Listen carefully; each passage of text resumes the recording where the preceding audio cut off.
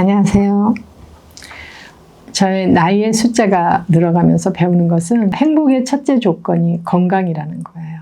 우리의 삶에서 건강이 1순위인 이유가 우리에게 사랑도 있고 돈도 있고 또 명예도 있어도 이거를 누릴 수가 있어야 되는데 건강이 없으면 이런 걸 누릴 수가 없다는 거예요.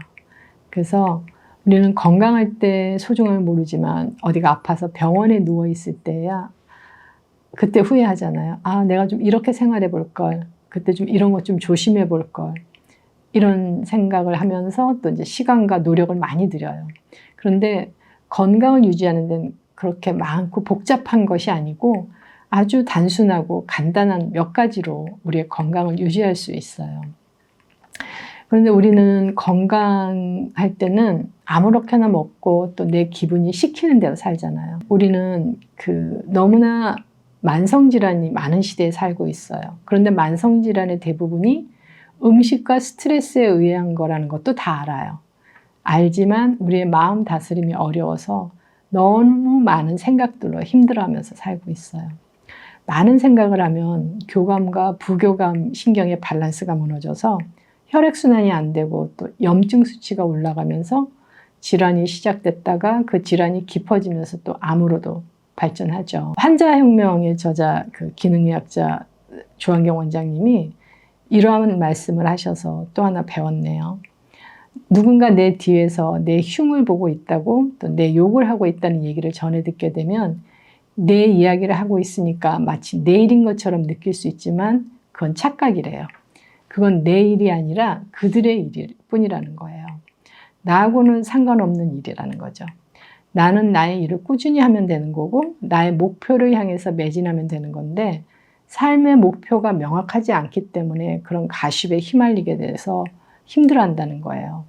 그래서 이런 생각을 정리하는 건 인생의 꿀팁이다라고 말씀을 하셨는데 생각해보면 참 맞는 말씀이신 것 같아요.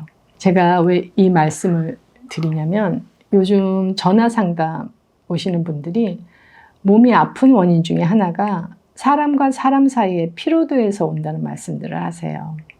부정적인 감정이 병의 원인이 되기도 하니 끊어내는 연습을 하시는데 이 팁을 전해드리면 좋겠다 싶어서 말씀드려봤어요.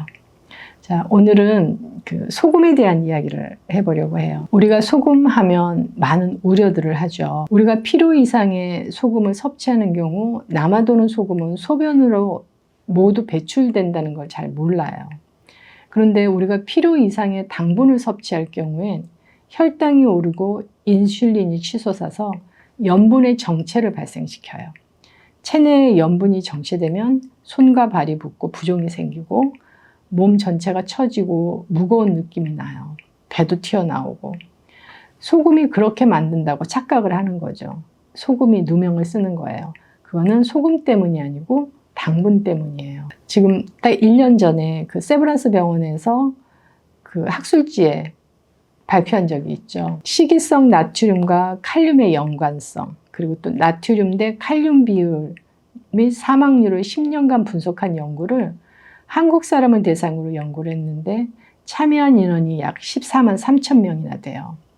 이 연구에서의 결론은 나트륨을 과잉으로 섭취했을 때 심혈관계 질환으로 인한 사망 연관성이 전혀 확인할 수 없다였어요. 우리는 그동안 교육받아 오기를 고혈압이나 심혈관계 질환을 유발할 수 있으니 무조건 싱겁게 먹으라고 교육을 받아왔죠. 그런데 국내나 국외 연구에 따르면 굳이 억지로 싱겁게 먹을 필요가 없어요.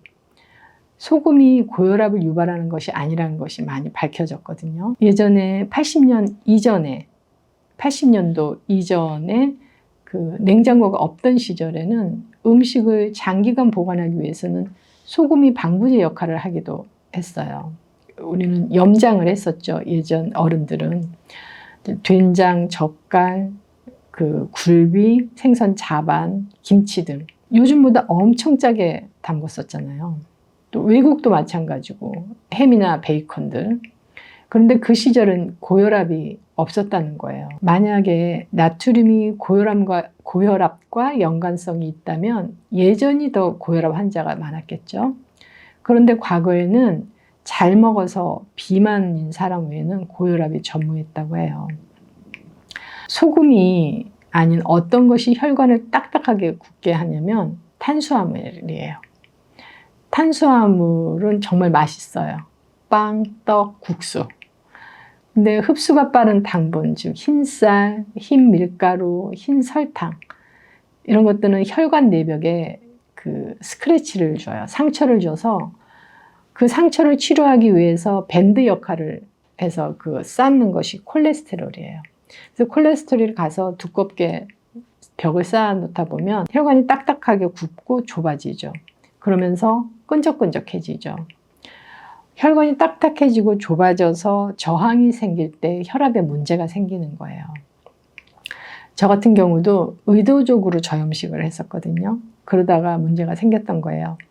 나트륨을 과하게 먹어줘도 또 이제 칼륨이 충분하면 나트륨과의 밸런스를 맞춰서 배출을 해준다는 걸 제가 몰랐던 거예요. 그런 모르고 한 가지만 치우쳐서 먹다 보니까 건강의 밸런스가 깨졌었죠. 야채는 많이 먹고 소금을 안 먹어주니까 체내 나트륨을 더 빼가서 몸이 염분이 없으니까 냉체질로 바뀌었었어요.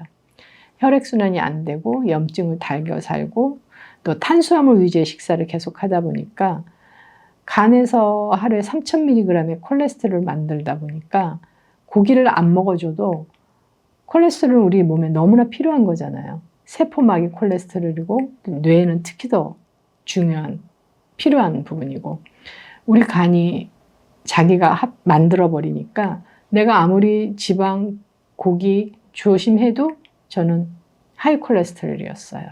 그것이 다 원인이 지방이나 고기, 소금이 아니고 탄수화물이었던 거죠. 그래서 그렇게 생활을 하다가 암까지 온 거죠. 그래서 지금은 이제 기능의학적인 면을 공부하다 보니까 예전에 몰랐던 것들을 너무 많이 발견을 하고 그 식이요법을 과학에 근거해서 많이 하게 되니까 결과는 좋은 것 같아요. 그래서 나트륨을 충분히 먹어주면 야채도 많이 먹어줘야 하는데 근데 요즘 사람들은 야채는 많이 안 먹는 것 같아요. 그러다 보니까 칼륨이 턱없이 부족해요. 최근에는 이제 일부의 사람들은 그 소금의 중요성에 대해서 알고 소금을 굉장히 많이 먹어요. 그러면서 칼륨을 안 먹어주면 그것 또한 밸런스가 안 맞는 거예요. 칼륨은 심혈관계 사망률을 낮춰줘요. 한국인들은 하루 권장 섭취량의 절반밖에 먹지 못한다고 이미 발표가 됐거든요. 칼륨 부족은 우리의 그 맥을 굉장히 약하게 하고 부정맥이 올 확률을 높여줘요. 칼륨이 많이 부족하면 심장 정지도 올 수 있어요. 칼륨은 정말 중요한 미네랄이에요. 또 우리가 칼륨이 부족하면 혈관 확장이 잘 안 돼서 고혈압이 오고 근육의 경련을 유발하기도 하거든요. 그래서 세브란스 연구진의 발표에 의하면 한국의 심혈관계 질환으로 사망한 사람들이 나트륨 때문에 사망한 것보다는 칼륨의 섭취가 부족해서라고 유추해 볼 수가 있어요. 그래서 요즘에는 많은 분들이 소금을 충분히 먹어주시는데 그만큼 또 칼륨도 많이 야채를 드셔주셔야 된다는 것을 꼭 기억하셨으면 좋겠어요. 소금을 먹으면 삼투압작용에 의해서 수분에 의해서 붓고 혈압이 높아진다고 생각할 수 있잖아요. 체수분이 증가하면서 혈액량이 늘면 일시적으로 올라가지만 우리 몸은 항상성에 의해서 혈액의 소금 농도 0.9%의 등장액으로 맞춰줘서 혈압이 바로 안정이 돼요. 요즘은 기능의학 하시는 의사 선생님이나 약사 선생님들이 늘 말씀하시는 것처럼 적정한 소금을 드셔주셔야지 건강에 빨간불이 켜지지 않아요. 다이어트 하시는 분들은 저염식을 넘어서 무염식을 하시는 분들이 많으시죠. 그런데 그렇게 무염식, 저염식 하시는 분들이 몸에 냉증이 와요. 몸에 냉증이 온다는 것은 체온이 떨어지는 거죠. 체온이 떨어진다는 것은 면역이 떨어진다는 거예요. 우리가 체온 1도만 올려도 우리의 면역의 30%가 높아진다는 건 다 아시죠? 강물은 얼지만 바닷물은 얼지 않아요. 왜 그럴까요? 소금 때문이죠. 그래서 우리가 우리 몸을 따뜻하게 하고 그 냉증을 없애려면 적정한 소금을 드셔주셔야 돼요. 그리고 특히나 마르고 냉하신 분들은 따뜻한 그 소금차를 하루에 3번 이상 꼭 드셔주시면 도움이 돼요. 이거는 제 이제 경험에서 나오는 이야기인데요. 저는 한겨울에도 한여름에도 항상 두꺼운 스웨터를 가지고 다녔어요. 왜냐하면 에어컨 때문에 추우니까 주변 시선을 아랑곳하지 않고 저는 항상 덮었어야 돼요. 제가 옷을 겨울에 따뜻하게 충분히 입고 나왔어도 또 추울지 모른다는 불안감 때문에 항상 스웨터를 가지고 다녔거든요. 그런데 지금 적정한 소금과 물을 먹어준 다음에는 에어컨이나 이런 추위를 별로 신경 쓰지 않고 살아요.